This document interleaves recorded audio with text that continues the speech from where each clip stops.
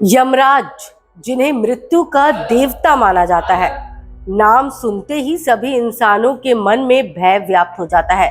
लोग उनका नाम भी सुनना पसंद नहीं करते। लेकिन मार्कंडेश्वर महादेव मंदिर में हर साल शिव के साथ यमराज की भी पूजा की जाती है। यहाँ आने वाले भक्त यमराज की पूजा कर उन्हें प्रसन्न करने का प्रयास करते हैं। मान्यता के मुताबिक इस मंदिर में यमराज की पूजा करने से वो अकाल से लोगों की रक्षा करते हैं।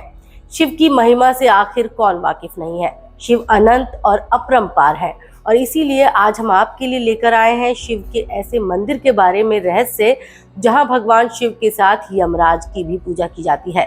ग्वालियर के फूलबाग के पास स्थित मार्कंडेश्वर मंदिर के गर्भगृह में स्थापित 3 मूर्तियों में से मुख्य भगवान शंकर बीच में विराजमान है, जबकि उनके ठीक सामने यमराज की मूर्ति है। सुनकर सबको आश्चर्य लग रहा होगा, क्योंकि यमराज की मूर्ति और यमराज का पूजा होना लोगों के लिए आश्चर्य का विषय है। लेकिन इस मंदिर में यमराज की भी पूजा की जाती है। शिवजी के पास ही मार्कंडे शिवलिंग है।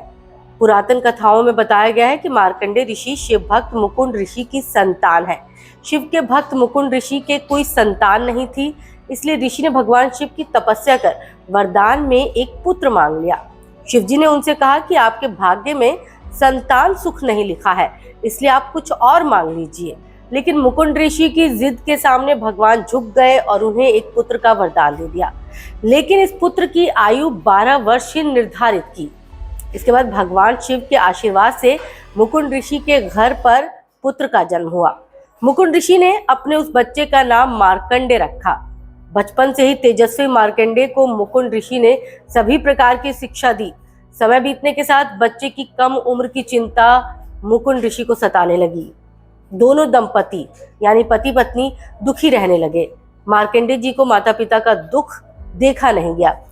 वो इसका कारण जानने के लिए जिद करने लगे, यानी कि हट करने लगे। बाल हट के आगे मजबूरन मुकुंद ऋषि ने सारा वृतांत यानी सारी कहानी उनको बता दी। मार्कंडे समझ गए कि ब्रह्मा की लेखनी को मिटाकर जब भगवान शंकर के आशीर्वाद से मैं पैदा हुआ हूँ, तो इस संकट में भी शंकर जी की ही शरण लेनी चाहिए। मार्कंडे गंगा गोमती के संगम पर बैठकर घनघोर तपस्या में लीन हो गए।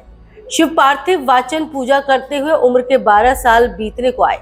एक दिन यमराज ने बालक मार्कंडे को लेने के लिए अपने दूत को भेजा। भगवान शंकर की तपस्या में लीन बालक को देख यमराज के दूत का साहस टूट गया। उसने जाकर यमराज को सारा हाल बता दिया। तब जाकर यमराज स्वयं बालक को लेने भैंसे पर सवार होकर आए। जब यमराज बालक मार्कंडे को लेने आए, तब वो शंकर जी की तपस्या में पूरी तरह से लीन थे और शंकर और पार्वती स्वयं उनकी रक्षा कर रहे थे। उस वक्त बालक मार्कंडे का ध्यान तोड़ने के लिए यमराज दूर से भय दिखा प्रहार करने लगे। तब मार्कंडे जी घबराकर उनके हाथ से शिवलिंग जमीन पर जा गिरा। शिव पार्थिव गिरते ही मृत्यु लोक से अनादि तक शिवलिंग का स्वरूप यमराज का त्रास देखकर भगवान शंकर भक्त की रक्षा करने के लिए खुद प्रकट हो गए और मार्कंडे को यमराज से बचाया। यमराज को सचेत करते हुए ये भी कहा कि चाहे संसार इधर से उधर हो जाए, सूर्य और चंद्रमा बदल जाए, लेकिन मेरे मार्कंडे को तुम कुछ अनिष्ट नहीं कर सकते। इस बालक की आयु काल की गणना मेरे दिनों से होगी। इस घटना के बाद से मार्कंडे महादेव की पूजा की जाने लगी। आपको बता दें कि ये मंदिर जो है वो लगभग 300 साल पुराना है। दिवाली के एक दिन पहले नरक चौदस पर यमराज की पूजा के साथ उनकी अभिषेक किया जाता है, मूर्ति का अभिषेक किया जाता है। साथ ही यमराज से मन्नत मांगी जाती है कि वो उन्हें अंतिम दौर में कष्ट ना दे। सिंधिया वंश के राजाओं ने लगभग 300 साल पहले इस मंदिर का निर्माण करवाया था। इस प्राचीन मंदिर का निर्माण सिंधिया रियासत में करवाया गया था और ये इतना अद्भुत है, इतना सुकून, और आपको यहाँ आकर शांति मिलेगी जिसका आप अंदाज़ा भी नहीं लगा सकते। तो अगर आप भारत के मंदिरों में जाना चाहते हैं तो मार्कंडे मंदिर एक बार ज़रूर जाएं, क्योंकि ये मंदिर जो है अपने आप में कई रहस्यों को समेटे हुए है।